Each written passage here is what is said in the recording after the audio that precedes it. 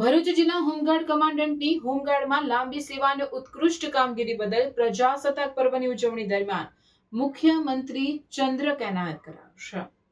ભરૂચ જિલ્લા હોમગાર્ડ દળના commandant Sanjay Kumar Dhirajlal કાયસ્થને home guards દળમાં લાંબી નિષ્ઠાવાન અને પ્રશંસનીય સેવા બદલ મુખ્યમંત્રી ચંદ્રક માટે પસંદ કરવામાં આવ્યા હતા। પ્રજાસત્તાક દિવસ 26 જાન્યુઆરી 2026ના રોજ સિવિલ ડિફેન્સ અને હોમગાર્ડ્સ દળના ડાયરેક્ટર જનરલ પિયુષ પટેલના હસ્તે તેમને આ સન્માન એનાયત કરવામાં આવ્યું હતું।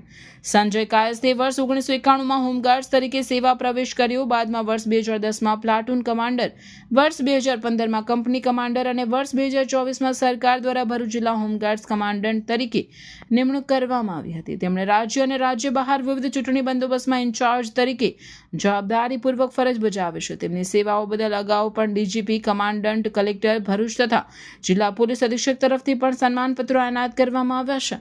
ત્યારે આ વર્ષે પ્રજાસત્તાક પર્વે સંજય કાયસ્થને મુખ્યમંત્રી ચંદ્રક એનાયત થતા હોમગાર્ડ્સ યુનિટમાં પણ ખુશીનો માહોલ જોવા મળ્યો હતો।